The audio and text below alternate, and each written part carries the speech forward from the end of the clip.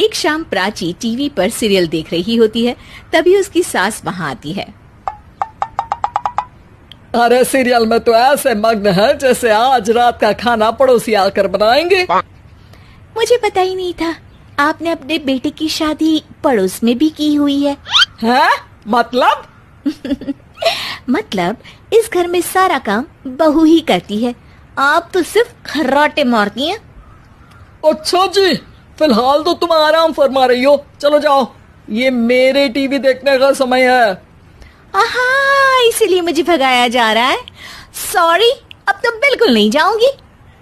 प्राची की इस बात पर दोनों सास बहू के बीच टीवी रिमोट के पीछे बच्चों जैसे छीना झपटी शुरू हो जाती है, जिसके बीच श्लोक भी काम से घर वापस आ जाता है। हाँ, आज मेरी चूहे बिल्ली की जोड़ी किस बात पर झगड़ रही है? अरे तेरे बीवी मुझे टीवी ही नहीं देखने दे रही। अरे तुम्हारी मम्मी मुझे खाना बनाने के लिए फोर्स कर रही है। अरे वाह, ऐसे बेतुके रीजन पर तो बच्चे भी झगड़ा नहीं करते। अरे मुझे कुछ मत बोल, सब इसने ही शुरू किया है। हाँ हाँ, जैसे आप तो बहुत दूध की धूली है ना। अरे बस, दोनों चुप। प्राची जाओ, खाने की तैयारी करो। और माँ तुम छोड़ो, तुम्हें क्या बोलूं, शांति से अपना सीरियल देखो, मुझे दोबारा लड़ने की आवाज सुनाई नहीं देनी चाहिए। ऐसा बोलकर श्लोक वहां से चला जाता है, जिसके पीछे पीछे प्राची भी कुछ न कुछ बड़बड़ाते हुए रसोई में चली जाती है। हाँ हाँ, सासू जी को तो कुछ बोलेंगे ही नहीं, बस मुझ पर ही हुक्म चलता है, खाना बनाओ, जैसे मैं इनके घर में खाना बनाने के लिए आई हूँ। इसी तरह शाम बीतती है और रात को श्लोक और प्राची की सास खाना खाकर सोने चले जाते हैं, लेकिन प्राची गुस्से में कुछ खाए बिना काम में ही लगी रहती है। इस घर में किसी को घंटा फिक्र नहीं पड़ता, मैं खाऊं या भूखी रहूं। प्राची कुछ देर के लिए रसोई से बाहर जाती है और जैसे ही वापस आती है तो वहां दूध का भरा ग्लास देखकर हैरान रह जाती है। फिक्र पूरी है, बस दिखाना नहीं है। प्राची दूध पीकर सोने चली जाती है और अगली सुबह एक बार फिर सास बहू का कार्टून नेटवर्क स्टार्ट हो जाता है। ये तुमने ही किया है। अरे अजीब जबरदस्ती है, मैं बोल रही हूँ मैंने कुछ नहीं किया। दोनों ने मिलकर पूरे घर को पागल खाना बनाया हुआ है। यहाँ कोई नॉर्मल इंसान तो रह ही नहीं सकता, इसीलिए अब पड़ोसी क्या रिश्तेदार भी घर आने से कतराते हैं। और सुन बेटे, तू भी चंगा, तेरी माँ भी चंगी, तेरी बीवी भी चंगी, रिश्तेदार। हाँ जी, आपको नहीं पता क्या, गंगाधर ही शक्तिमान है, रिश्तेदार ही। हाँ हाँ, बस समझ गया। कभी जानवरों जैसे लड़ेंगी तो कभी जुगलबंदी करेंगी।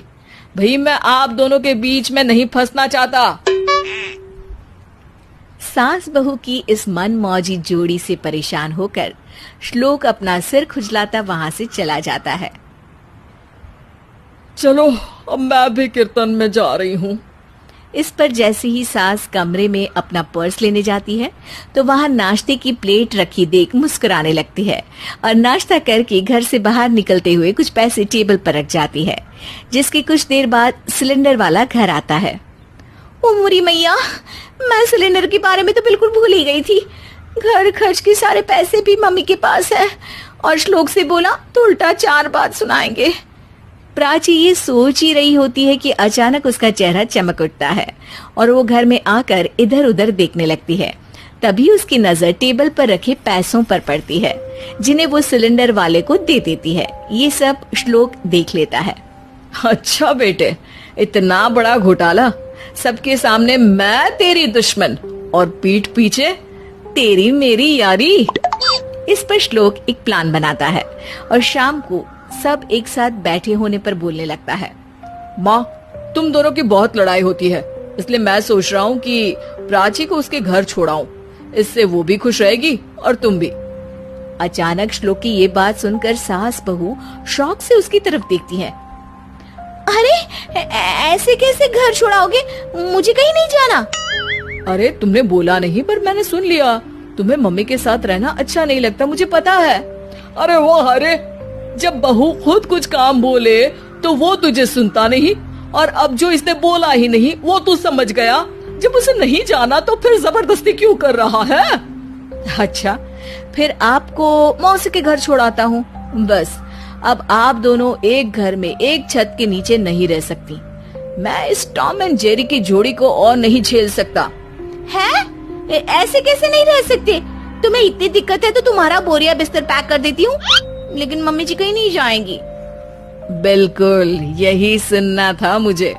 अगर दोनों में इतना ही प्यार है फिर हर वक्त ये लड़ाई का नाटक क्यों करती हो?